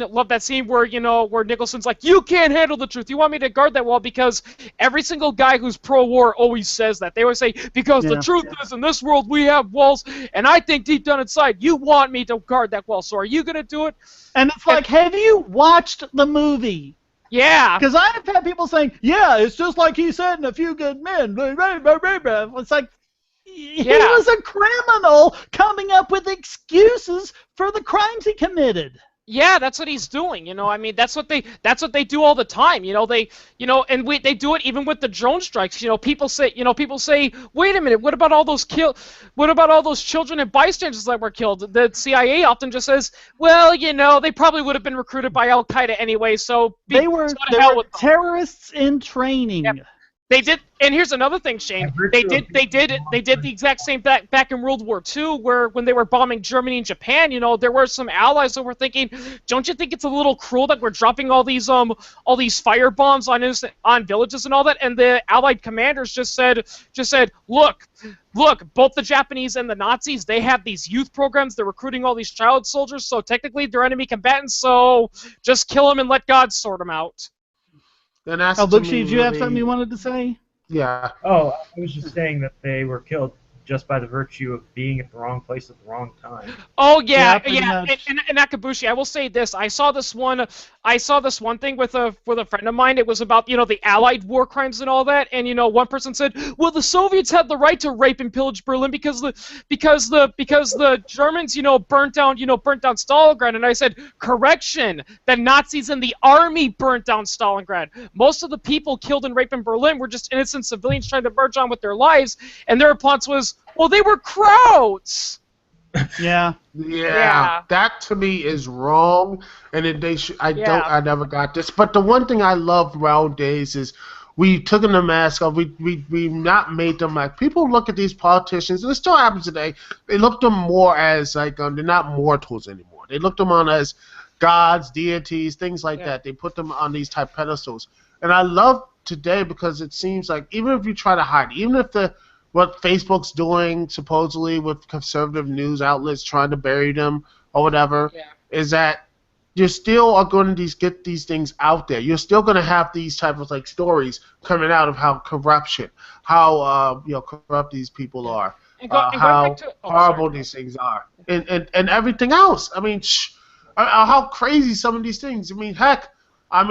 Thanks to some of these like YouTubers and stuff like that. I think it was one of Naked Ape. He actually reported that one PC, one of these like multicultural teachers, is actually fighting for ISIS now. And I'm like, wow, that is so ironic. It's like, wait, I'm like, yeah. What is it? Let me just see which video it was because it was hilarious. Like, I gotta find this. I will say. You know what this kind of reminds me of? I can't pronounce her name, but it reminds me of this one Japanese lady. She was the founder of the JRA, which was a Japanese communist terrorist organization. And some people do hail her as a hero, even though the overwhelming majority of people she killed were just innocent people, including she shot up an Israeli area in the name of Palestine. And it's like, but she was fighting against imperialism. And I'm like, again, going back to Israel, look, I understand the Israeli government isn't perfect. They do a lot of jackass decisions, but here's my question to all those people that support, those Islamic terrorists. Why do the citizens of Israel have to pay for the sins of their government? Why? Exactly. Yeah. No one should pay. You could say the same thing about Che Guevara, in spades. Yeah. Oh, God. They say it to everyone. They say it to everyone. They say, well, yeah, their techniques were a little bad, but they had to do it. They were fighting Western imperialism and all that. Well, then why did they have to kill innocent people? We're not talking about... was a Western imperialist. Yeah. Fun fact. He was a racist. He hated gays. He hated music. He was an asshole, and it's pretty funny because one guy tried to defend him saying, oh, but there's this really good book by this one guy who said that Che was a peaceful person. What evidence do you have that proved that he was a racist? Guess what? Che wrote all his thoughts down in his personal diary, and he criticized blacks, he criticized jazz music, he despised rock music, he hated plus all the ones that he killed. Yeah, he hated gays. I mean, you should read what he said. He thought, you want to know something funny? He hated the outcome of the Cuban Missile Crisis. He felt that the Soviet Union agreeing, to remove their missiles from Cuba was cowardice. He flat out said, fuck the United States, blow them to kingdom come. They need to all die. He basically said... Except, of course, that was a deal because they removed the Cuban missiles in exchange for Kennedy removing the Turkish missiles. And if Khrushchev had launched the Cuban missiles, Kennedy would have launched the Turkish missiles, and there you go. Yeah, I will say. And even worse is that these college and high school students wearing them, and it started in the 90s and it still goes on today, which is, to me, mind-blowing, which you could just look in Google, you can find this person out. About Che Guevara, I still see the T-shirts. I still see these people wearing him. I'm like, wasn't he a communist? So he wouldn't have he did not like capitalism at all. Like Marx, he was a spoiled rich brat who didn't want to work. Yeah. That's pretty much it. That's both of them in a nutshell. So he would be happy today. He would love today. It's funny because Except he'd be whining about his student loan and how he shouldn't have to pay it back. Well, we all have we all have to get through our stuff and that sort of thing. It's just sad that people always try to say it's this thing and the other, and the worst thing about this whole craziness going on, especially what's going on in Europe right now, and you have what's going on, like say, where they are just so, these type of they're trying so hard not to be I'm like, I don't want to be racist or anything else. It's like, okay, these people are doing something bad. Talk about it. Discuss it. Instead, they're trying. That's a big problem going on in Europe. Now, look, I'm all for open immigration and all that, but the problem is that many European countries are trying so hard to be PC that when there are, the very select few of, immigrants, coming in and raping them, they don't really do a whole lot because they do not want to look like bad people. It's like, well, they've been oppressed. Let them go. No, that's not how it works. My philosophy towards immigration is, as long as you're going to follow the rules and you're going to work hard to be a good citizen, feel free to come here. And Europe's not doing that. They're saying, come on in. We'll bail you out if you whatever you do. And you don't do that. That's going to encourage violence and erotic chaos. And then you had the migrants who've been there for multiple years doing these things. I'm like, I just wanted to say that is it just they're trying to I don't know, they're trying to placate the white guilt and everything else. So like, why are you trying to say this? Like, well, my skin color did all this type of stuff, so it's okay to destroy my culture and everything else. That doesn't make any logical sense. Speaking of white guilt, Shane showed me this, and it's really funny. Is that BuzzFeed had that whole check your privilege test. And here's the thing: me and Shane, we're both, I'm bisexual, but we're both white males. We both have stable jobs and all that, and we're not privileged. And I think you said this, Charles. You took it, and you are privileged. Yes, well, Charles was in the 40s. I was 35, and I forget everyone, but we were all in the 30s. I was 38, so. Yeah. 40. It's because I had cable my entire life. yeah, it's like, you gotta check your privilege, bro, check your privilege. Oh yeah, PC Principal, I did check my privilege, and guess what, according to your own test, I'm not privileged. I can also imagine that reaction's like, what? It can't be true. No, it can't be true. It's impossible. It's impossible for a white man to be poor. Yeah, it's impossible. White people can't be poor. It kind of reminds me about the situation in South Africa where there were these shanty towns with all these white people, and then all these South African officials and activists that kept saying, "Oh no, that's just a very small minimum. The majority of whites who live in South Africa, they live happy and prosperous." And then I look up their tracts, and it turns out that all the people who are saying whites aren't prosecuted in South Africa, they live in Johannesburg, which is the most privileged city in South Africa. Mm-hmm. Yeah, they don't live in the villages or the rural outskirts where the majority of people are living, and they don't see the true violence that the South African government did. That's one thing I will say. Now, I am glad that the apartheid government is gone in South Africa, but the African National Congress, they are far worse, in my honest opinion. Yeah, I think when you start forcing people off their lands that they worked hard for is wrong. You cannot do that. That's what happened in Rhodesia. In Rhodesia, now Zimbabwe. I'm not people. I was telling this with some people when we were talking about the whole Rhodesian brush war. Look, I'm not saying I supported the Ian Smith government, but what I hated was that when Mugabe took over, he basically said, "Okay, all white people from now on, you don't have rights. You're kicked off your land. We're taking it, we're giving it to the black people." No, you don't do that. What you should have done is just, allowed proper democracy, let, people vote, but let everyone else keep their property. Just tell the white farmers, look, we're not going to kick you off or anything. It's just that you can't use your political power anymore on us. And that's all they need to do. But no, they went to the extreme. That's the reason why Africa is so fucked up. It's not because of Western imperialism. It's because when a lot of African nations gained their independence, they made all the wrong decisions. They basically kicked out, all quote-unquote non-natives of their country, nationalized everything, and the result is that there's not a lot of trading going on. There's massive shortages, and they're stuck in a hellhole, and all these, African politicians don't want to admit that. And I think that's going to. I hope in a couple years from now it will change. I think, I think there's I think doing Africa there's actually doing a lot of like free market stuff like with cell phones and things like that. I think that's Oh yeah, hopefully that's something. Yeah, Kenya, from what I heard, it's one of the few African nations to somewhat embrace, free markets and all, and they're flourishing. And going back to free markets, another dumb argument that I hear for anti-globalization is, the whole sweatshop argument. Now look, I'm not saying sweatshops are good, but here's the thing. People in many poor areas, they do not have a lot of options. They don't. They don't have the ability to go to school and all that. They can't afford it. What would you rather do? Would you rather be making $1 an hour working in a sweatshop, or would you rather be making 30 cents a day either begging or prostituting? That's what happens. That's what happened. That's actually funny because there was a Crack.com article about that, and they were talking about charities, and they were talking about this one clothing charity, and this charity bragged about how, we donated millions of clothes to all these people, but what they don't tell you is that in the process, a lot of sweatshops in those areas shut down, and hundreds of thousands of people in those areas lost their jobs and had to go back and work in much worse jobs, to make ends meet.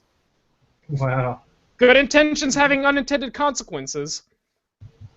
They often do. Oh yeah, the thing is about these horrible and terrible type of situations. One thing I am very happy that is happening right now is these remarkable things like say in this country, Uber, Lyft, and all these type of share cars. These coming up bringing in these new jobs for people who are for people who don't really can't find anything right now. Yep. And it's a heck of a lot cheaper. I was really skeptical about Uber and everything else. When I first wrote there, I was like, I had to go to school real quick. I'm like, screw, okay. I thought it was I looked at the price point. I was like, it's gonna cost $50, $20, $30. I was like, it was like $12. I'm like, what? How would that work? I thought it was like a special deal, but it was like. By the way, speaking of Uber, I wish I could do my own internet meme because I have a really funny idea for an internet meme. It's a reference to that incident where French people rioted and they attacked an Uber driver and beat him up and all that. I'm gonna do a picture of that where I'm gonna show a picture of rioting French people, and in the comments it's gonna say "In os pris notre travaux," which I'm sorry if I mispronounced it. And you know what that means in French? It means they took our jobs. That's basically what the Europeans are saying against your Uber. They're not having legitimate arguments. They're just saying they took our jobs. Well, they basically forced them out of Austin now, Uber and Lyft. Yeah. Oh yeah, it's pretty funny because I've seen some politicians say, well, they had Uber and Lyft in this area and people didn't want them. Yeah, because they were being attacked and assaulted, and you, in a rare case, you were blaming them. You said, well, maybe if you didn't compete with the taxi cab company, maybe this wouldn't have happened. Well, and the whole thing was worded so badly, it wasn't clear whether a yes meant to regulate them or the no meant not to regulate them or what. But I mean, there were just crazy regulations, like every single Uber and Lyft driver would have been required to be fingerprinted and have their fingerprints sent off to the FBI. Because the United States government is so good with security nowadays. And I could just That's actually, looking back now, that's actually another reason why you shouldn't give your personal information to the government. Because here's the thing: the government has the worst, security system out there, and if they have your information, then anyone else can get it. It's funny because when the hacking thing occurred, I remember seeing this funny program where they said, oh, did you know that North Korea and China have these specialist, cyber warfare groups, and that they can easily crack into the U.S. government? Everyone's afraid, oh my God, that must mean they're doing something that we don't know doing. But I heard there was a defector who came out that said, yeah, there is a reason why we crack into the U.S. code all the time. Because you guys have the worst security out there. A high school student with a level of competency in encryption could do it. And by the way, that has happened before. There was an incident where a big company in a few U.S. government areas, got hacked into there, and they thought that it was like all these terrorists, and then they found it was some 17-year-old in his parents' basement. There isn't much I that would governments buy- can I do can't nowadays that just regular hackers can't, especially Yeah. now that you've got all these hacker organizations that are so organized and so formalized, they actually have like HR departments and stuff. Oh yeah, Yeah. yeah, like Anonymous. They get that name, because contrary to popular belief, Anonymous is not really an organization. It's more like kind of like a sort of like family and all that. Yeah. It's where on the rare occasion when they do catch, like one of those bad hackers, they say like who are you working for? They say I'm working for no one. But there's more where I come from. Yeah, it's just so to me. To be fair, to me, I it's would- just I wouldn't mind it's- Anonymous if they weren't so left-wing and if they would just ditch the Guy Fawkes mask, because they clearly do not know who Guy Fawkes was. Catholic Well, terror. I think they're going from the stance of V for Vendetta, not Guy Fawkes. Which by the way, many people still forget about. Yeah, Yeah, he was people- going back. I love that speech he did in the beginning. It says that if he says the reason why all this country, it was not the evil people. It was actually all you need to do was look into the mirror. He basically just went against the public, saying, "You know why you did it." And the same thing in the comics. Oh, that so is much. nothing compared to what the graphic novel. He laid Yeah. into them in the graphic novel. But yeah, Yes. that's actually what people forget about. That's why Alan Moore. Because here's the thing, Alan Moore, I wouldn't exactly consider him a libertarian because he does support many socialist, borderline Marxist policies. But one thing I do like is when he was criticizing people who were reviewing V for Vendetta. One thing he hated about the movie and fans of the book was that they kept saying, "Oh yes, that proves that left-wing populism is the right way to go." He says, "No, that's not what my graphic novel is about. It's not about left-wing versus right-wing. It's not about communism versus populism and all that. It was about tyrannical oppression versus anarchy and and the morals between the two." And not to mention, as you said in the graphic novel, V was not a friend of the people either. In fact, he stated multiple times the people of England were responsible for the Norse Fire Party. That's what he was basically trying to say. He's not saying I'm doing this because I'm a friend of the people. He's trying to say, look, if you keep following your ignorant and stupid beliefs, this is going to happen again, and people like me are going to come around. Yeah, and that stuff has happened because of he says, well, because of this ignorance. He just he hates that type of stuff, Yep. And I see the same. Going back to war, it's the funny thing, especially with the war in the Middle East. It's kind of funny. It's almost like a self-fulfilling prophecy. The U.S. goes in and stages all these coups d'états. A few people get angry. A few extremist groups take advantage of the anger, and then they launch terrorist attack and kill innocent people. The U.S. government in turn gets angry, and the government uses that as an excuse to go to war. And it's like we're feeding off of one another. And the fact that people, and I love this, is back to Bill Maher. And this one, he went against Hillary, rightly against Libya, and Bill Maher said, he was a humanitarian. I'm like, BS, he dropped drones, and he killed Gaddafi, who was basically, and yes, Gaddafi did a lot of horrible things and such. Yeah. But when you look at it, you look what's going on with Libya now, you look at these, same thing with Saddam, same thing with all these things. Yeah. You do not take down dictators. You can't defeat evil by doing evil. That's the Well, same and the thing. thing about Gaddafi is that for so many years, he had been an ally with the U.S. and he had been working with the U.S. against terrorists. And what kind of message does that send? You can work with the U.S., but as soon as it's politically convenient, they'll turn on you. That's actually what happened with Pakistan. For many decades, Pakistan was a very close U.S. ally. In fact, in the early days of the war on terrorists, they were our biggest, informants about working on terrorist activity. Now, why do they hate our guts? Because near the 2010s, we began launching unregistered drone strikes in U.S. special spying operations in their country. The president of Pakistan say, hey, why are you doing this without our consent? And then the U.S. says, hey, it's part of our business, guys. Tough. And then they said, well, you know what? Screw you then. This alliance is over. Exactly. If you this is what you have to. But then again, I don't want to use Pakistan as a good, because I think they knew about Bin Laden was there. When the whole thing taking down Bin Laden. It's kind of sketchy. Like, some people think that it was a little half and half. Like, there were politicians in Pakistan that legitimately didn't know, and that there was a secret group of radicals in the government that were deliberately withholding the information, but we don't know for sure. if it was the case, then what could you?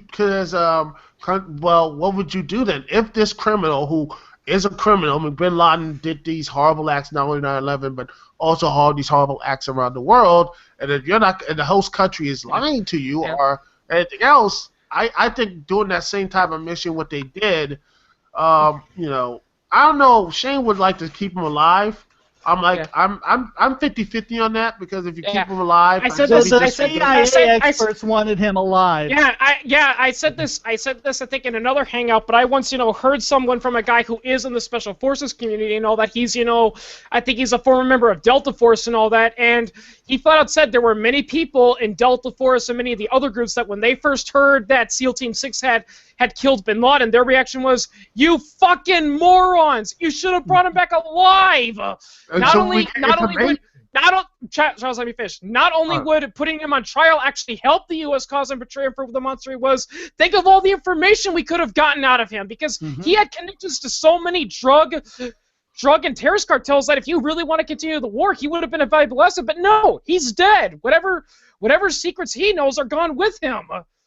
No. Yeah. But no, you blew a hole through his head. Great. Now we're back to square one. And it's not like they had to. He was hiding behind his wife or something like that. Yeah. All his guards were either dead or had surrendered. They had a helicopter available.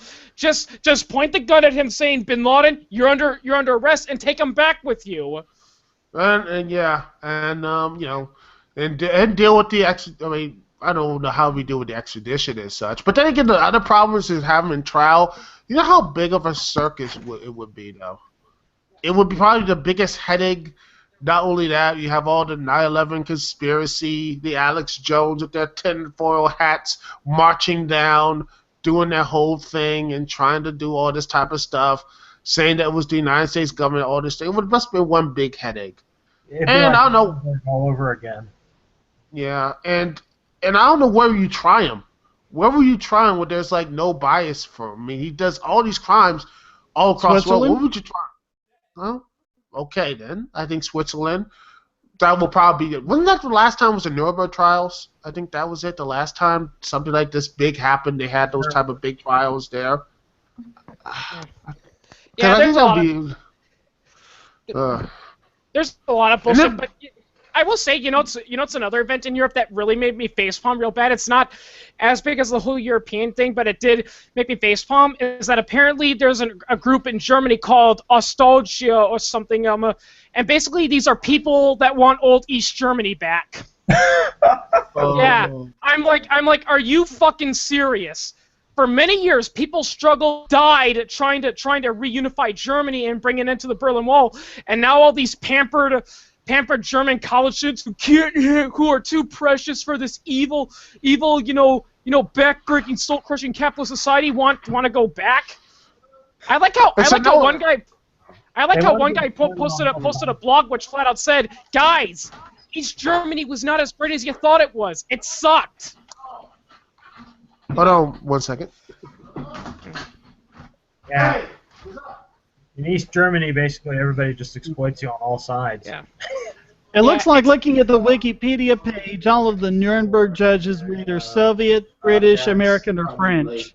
Yeah, that's another thing I hated. That's another thing I hated at the end of World War II. Like, don't get me wrong, the Nazis were bad people and needed a trial, but the Nuremberg trials were completely biased. Noam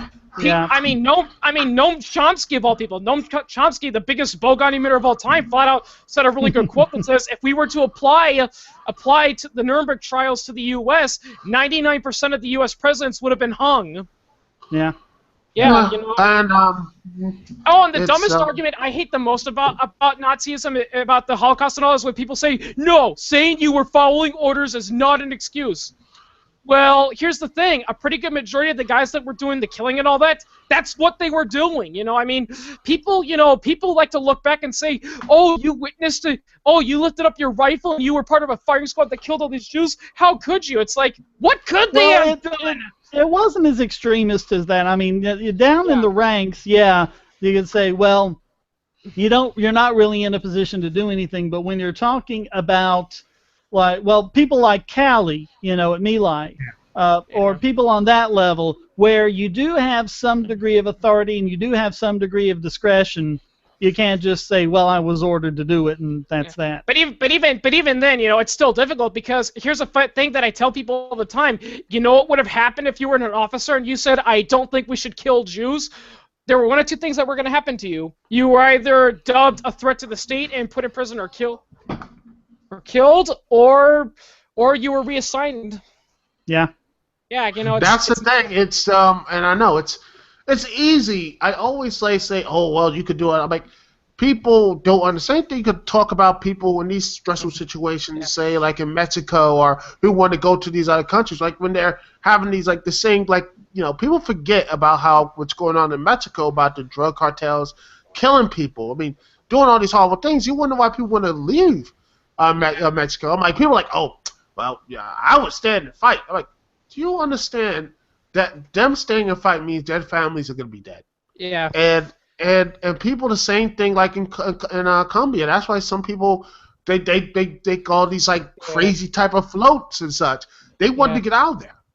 They're like we can't. Going back to countries messed up, and going back to the whole situation in Syria. It's one thing I hate about the Syrian civil war is how everyone is praising Vladimir Putin for trying to keep the U.S. out of war, and I'm like, Vladimir Putin's not a peace lover, people. Now, look, I don't want the U.S. to go to war with Syria, but I want Russia out of Syria, too. Yeah, Putin is not supporting Assad because he supports peace. He's supporting Assad is because Syria is a vital Russian military ally.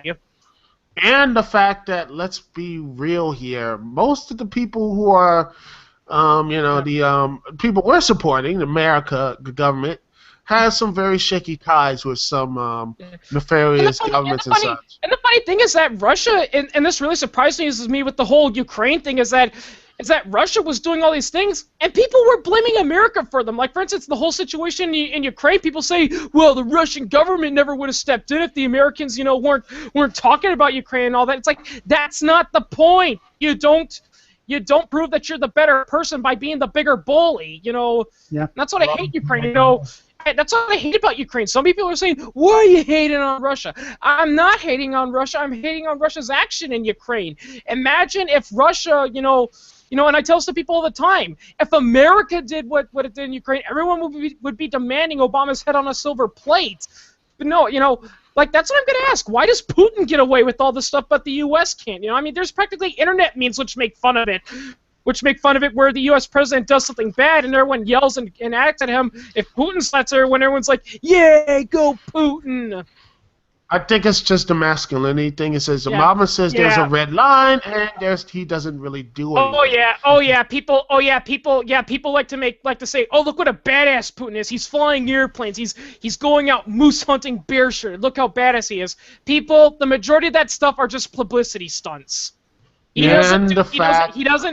doesn't do that on a regular basis. They're just publicity stunts. All politicians do that. Sort of like George W. Bush, landing on the carrier. Okay, on the carrier. Yeah, okay, that takes skill. I can respect the skill, but really, what does it mean? Yeah, or like I think there was that one campaign where Bill Clinton, volunteered to help build a house and whatnot. I think John Kerry did something similar. People, this is just publicity. They're not trying to prove it. That they're just, saying, oh, look at it. Yeah, I think there's virtue signaling. There's a thing we had that, with like when we were studying, types, this was called the just plain folks. These are stunts they do, where they try to say, see, look, I give to charities, I'm a good pilot, I do this and that, And again, I think another reason why Russia, why Putin is so popular, and I actually saw a documentary about this, is because in Russia, they do not have the same type of freedom of speech. Say what you want about America. At least for the most part, it's easy to criticize your government. In Russia, you can get in serious trouble just for having a popular internet post and just saying, you know what, I don't think Putin is the right person to be our leader. You can get in trouble for saying stuff like that. Yep. It's not as bad as it used to be, like in the Soviet Union, where if you said, I don't think communism is Russia's future, they'd send you to Siberia, but you can get fined, you can go to jail, and you can even have your website taken down. And they do it with You could get shot for criticizing Putin, though it's usually behind Behind Yep, closed it's usually Poison. that actually did happen one time. There was a guy. He was an outspoken critic of Putin. He was taken away to prison. He later died in prison. The autopsy said he had all these scars, and it looked like someone beat the living crap out of him. And when they demanded to know what happened to this guy, how did he die, they said, "Oh, he had pneumonia." Yeah, There's he had. also- Yeah, see all those pneumonia bruises there? Yeah. Yeah, And, yeah.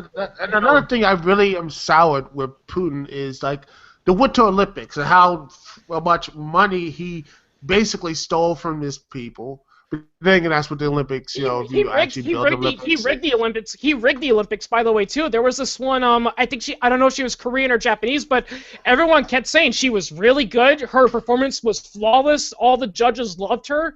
And there was another Russian lady, and she was good. She was good, but she wasn't. But she was flawed. She did fall a few times, and shockingly, she won despite the fact that she had a far lower approval rating amongst the judges and the people. And it turns out one of the judges was a member of like the Russian, I don't know, like some sort of Russian, cultural arts thing, and he was BFFs with Putin.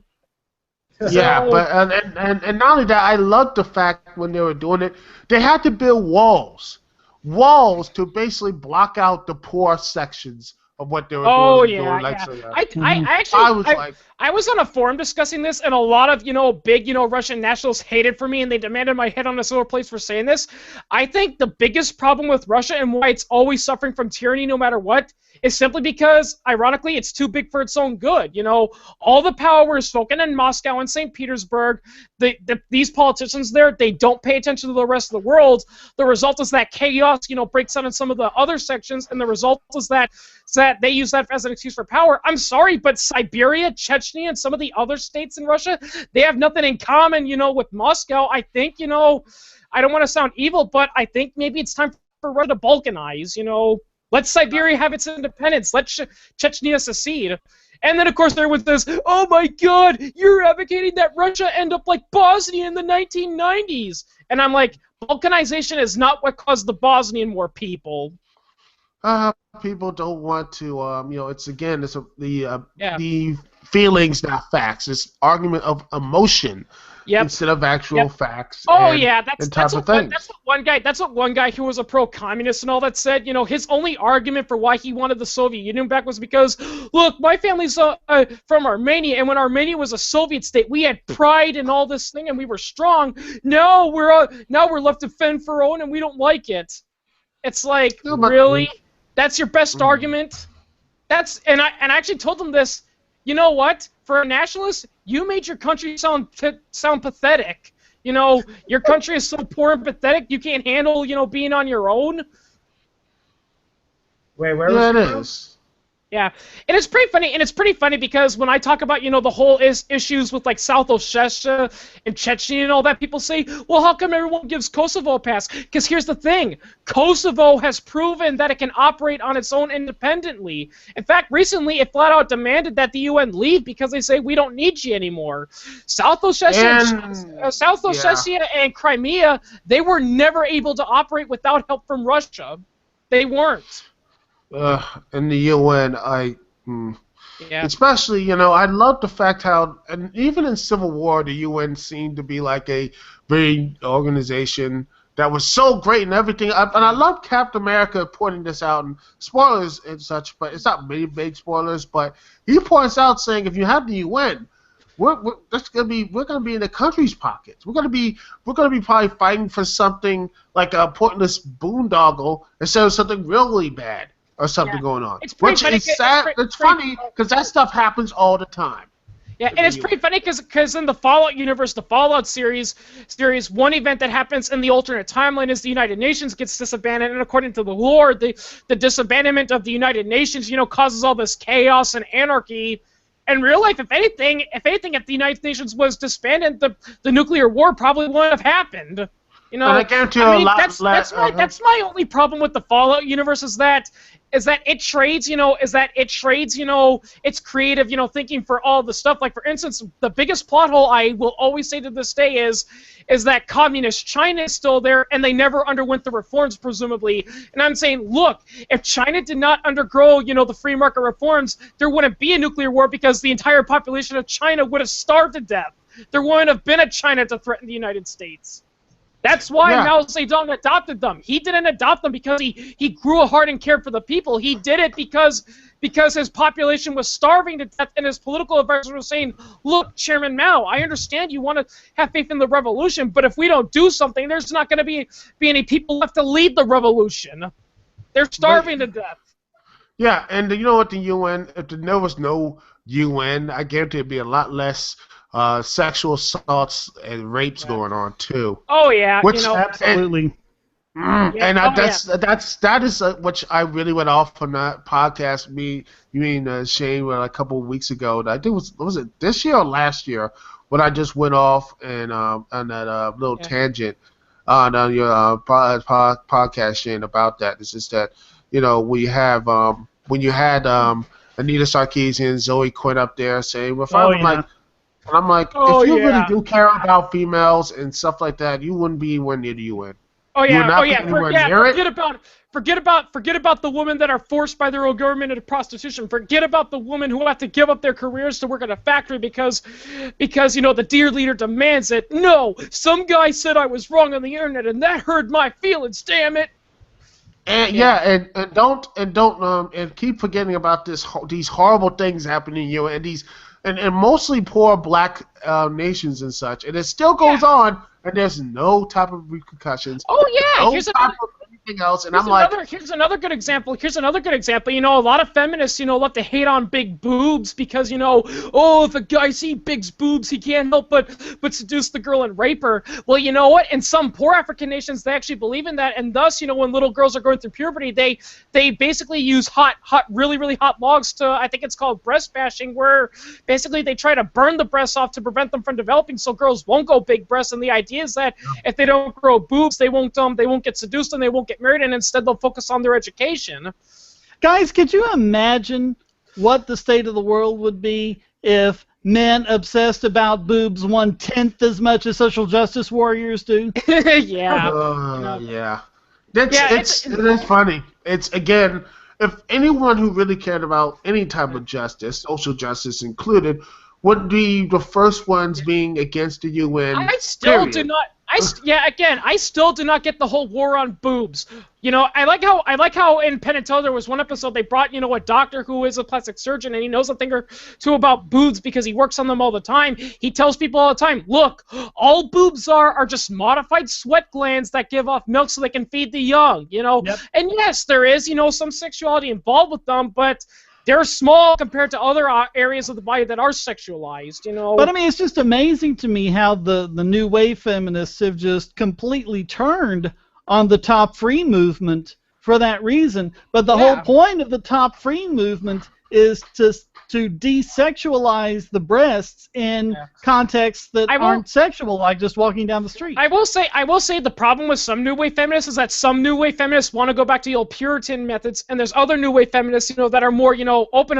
But the problem is that they're the entitled society. They're the ones that say I should be allowed to go topless in Walmart and all that. Look, I'm not against, people going topless, on the street, but the truth is, if Walmart says, look, we don't want you topless, please put a shirt on, that's their decision. It's private property. Well, they're not complaining about Walmart doing it. They're complaining about local ordinances, and they're saying what they're really saying is it's not so much that we should be able to bare our boobs, it's that if it's legal for men to go shirtless, women should go shirtless. If you're going to make women put on a shirt, you should make men put on a shirt. That's what I was saying, Shane. I'm just saying that there are some feminists, that their mentality is that I should be allowed to do whatever I want, wherever I want, and no one's allowed to intervene. Which, like I said, I'm okay with that if you're going to do it in public, but private organizations do that.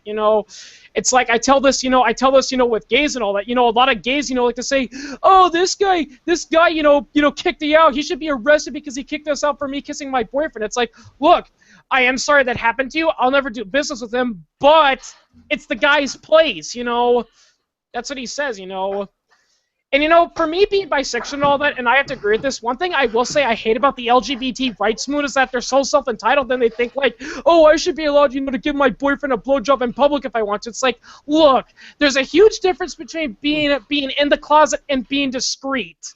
It's like, look, I'm not, talking about my sexuality because I'm in the closet. I do it because what I do in my bedroom is my own business. Yeah. Yeah, that's what I'm telling people. I'm not saying, gays have to be in the closet. I'm just saying, people, if you're gay, that's fine, but keep what you do in your bedroom in the bedroom. Don't go on public radio and talk about, oh, how much I love, taking it up the butt and all that, because the truth is, most people when they go out to restaurants, they don't want to hear that kind of stuff. If they were doing that in the streets, I wouldn't say arrest them or anything. They're not hurting anyone. I know. They can do it in the streets, but if they're in a restaurant, please don't do that. I mean, it's like, Shane, like, it's one of those things where they kind of need to understand concept and all that. I mean, like, Shane, imagine if people are trying to enjoy your dinner, then next thing you know, you describe, oh, you want to hear what me and my new wife did on our honeymoon? It's like, well, it's like people said, no, I don't think I want to hear that. Besides the point, Chris, though, you could say, like, if they're doing. Oh, sorry. The other dude was talking. Go ahead, man. I'm sorry. Oh, I was just saying that imagining the scenario Chris had just makes me laugh. Yeah. Well, Shane did just recently get married, so. Almost a year ago. It'll be a year next month. Happy anniversary! Anniversary. Get the champagne and the condoms ready. But here's the thing. Well, neither of us drink, but hey. Yeah. But anyway, technically, they could pull this card if they really wanted to. Like, say, if it's like, this is not obscene, it's performance art or something. Yeah. They could pull that card. Oh yeah, it's it's artistic expression. That's another. It should be allowed regardless of whether or not it's. Yeah, I will say this. That is a little bit of BS. It's like, for instance, if you show like male on female pornography in public, it's like, oh my God, you're a sexual pervert. I bet you rape women when you think about it. You only think about sex. But if a guy draws a picture about a whole bunch of guys having an orgy and all that. They're doing all this gross stuff. It's like, oh, it's artwork. You don't understand. It's like, look, if he wants to draw that, that's fine. But let guys draw straight artwork too. It's one of those things. If you want to do really something crazy, and someone just drop trowel and drop a deuce in the middle of a sidewalk and say it's art or something like that, which has happened.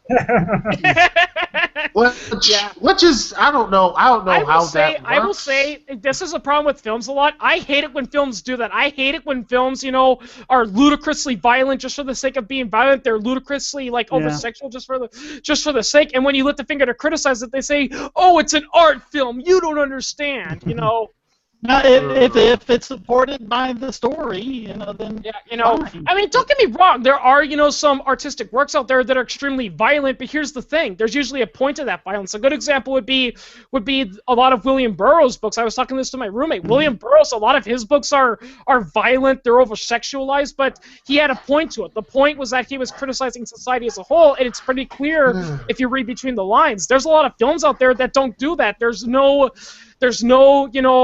area where I think and all that. It's just violent for the sake of being violent. And it seems more like, when you question, they say, well, it's artwork. It's more like a cop-out rather than like an actual argument. Yeah. Good example of that would be Human Centipede. That is the most disgusting, stupid film ever. And the guy who made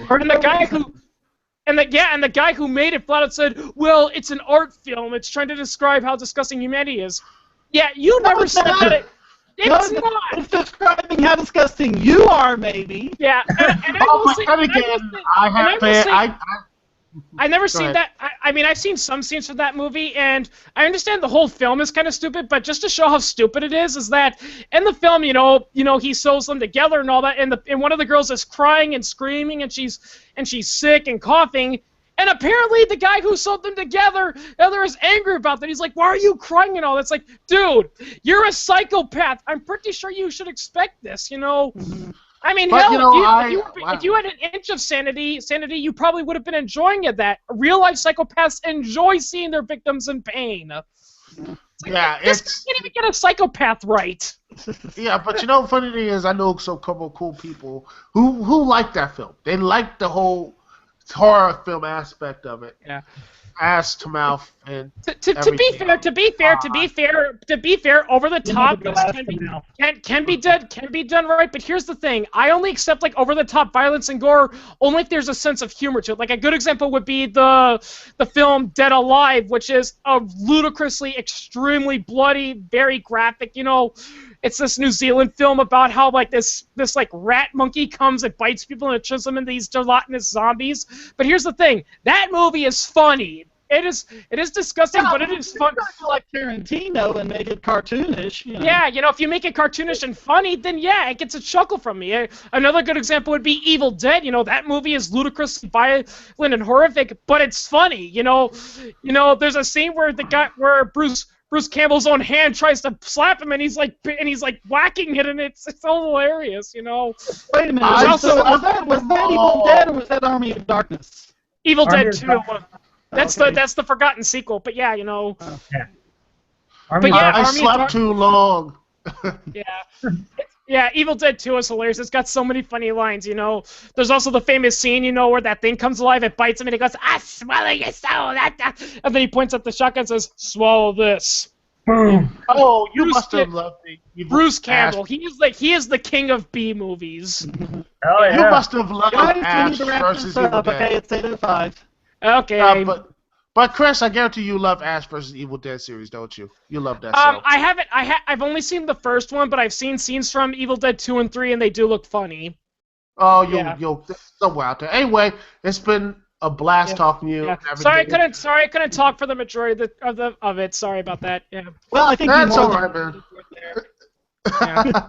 All right. Hopefully next time I'll have my brand new computer and a little more faster speed. I can do stuff like this on my old YouTube thing more often. Anyway, it's nice talking to y'all guys, and I'll talk to y'all later. Peace. Right. Butchie, it's great to hear your voice finally after all these years. Yeah. Oh, I finally heard your voice, and it's so beautiful. He sounds so dreamy. He sounds so dreamy. Yeah.